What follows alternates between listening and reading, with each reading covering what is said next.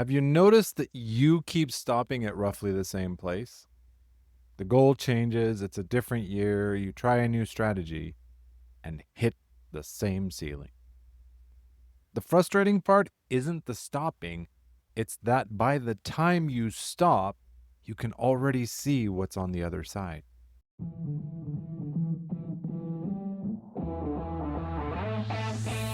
Welcome to Daily Power Boost. I'm Shawn Michael. This isn't a podcast about pushing harder or fixing yourself. It's a space to see clearly how your experience is actually being created.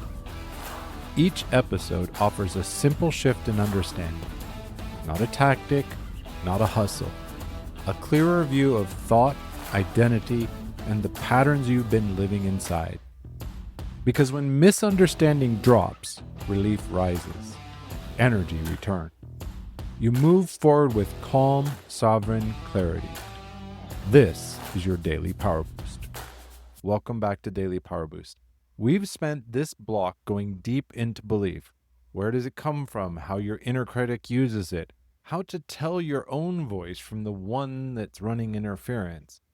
How to name the belief that's costing you the most, along with how to update it without pretending it wasn't real. All of that work has been leading us here because there's a specific phenomenon that happens to people who do this work seriously. They grow measurably, visibly. They update beliefs, they develop discernment, they close the gap between knowing and doing. Regardless, they hit something that none of that work quite prepared them for. A ceiling that isn't made of limiting beliefs exactly. It's made of the self-concept that those beliefs built. And self-concept ceilings are different. They require a different kind of work to move through. I know someone who did everything right, years of genuine inner work, not performance, the real work. Therapy, coaching, reflection, uncomfortable conversations most people avoid. And they built something real as a result. A business with a reputation and a life that from the outside looked like goal achieved. But every time an opportunity arrived that would have taken things to the next level, something subtle happened. It wasn't fear exactly, not the inner critic that they'd learned to work with. It was quieter and more structural. They'd get busy with something else, deciding the timing wasn't right, find a reason why this particular opportunity wasn't quite the right fit. Reasonable, even responsible sounding reasons. Underneath all of that was one thing.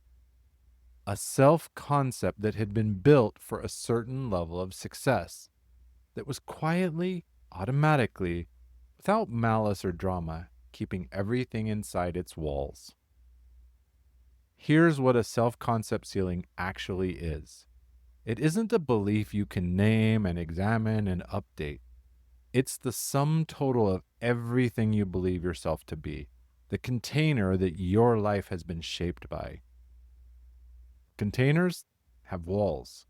It's not that they're broken, it's what containers do. It isn't a problem that you built one. The problem is that most people never realize the container is there. They think the walls are the world. They're actually just the boundaries of their current self-concept. Let me give you the specific way it shows up for high performers. The ceiling doesn't stop you from succeeding. It stops you just before the level of success that would require you to become someone you don't fully recognize yet. That's the precise location of the ceiling.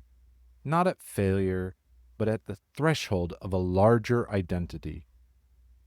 So what does moving through it actually look like? It doesn't look like a breakthrough moment, not usually.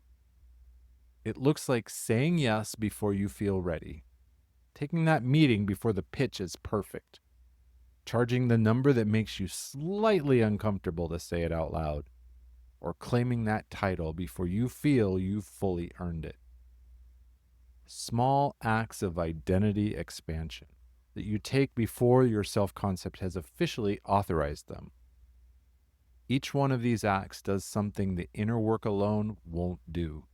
It gives your nervous system evidence that the larger version of you is survivable. The ceiling won't dissolve in a single moment of insight. It moves incrementally.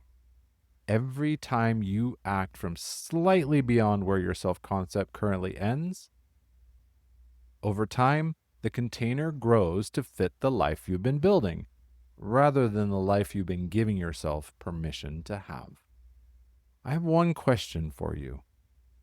Think about the opportunity or decision or the version of yourself that you keep almost stepping into, the one that keeps arriving and keeps getting that reasonably sounding no. And ask yourself this honestly. Is this actually the wrong fit?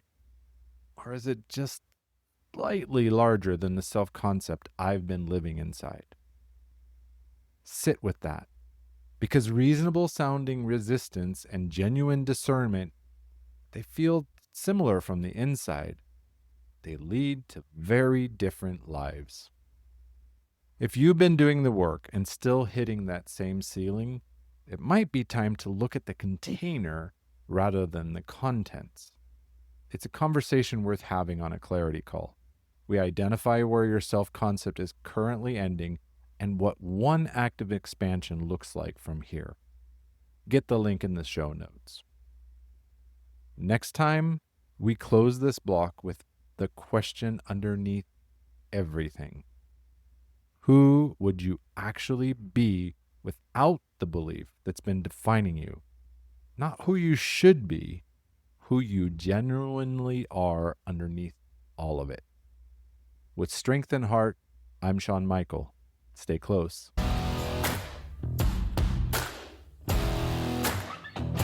Thanks for tuning in to Daily Power Boost. Ignite your potential. Remember, transformation starts with action. So take today's insight, make it your own, and awaken your inner potential. Because remember, greatness begins within. Catch you tomorrow for your next Power Boost.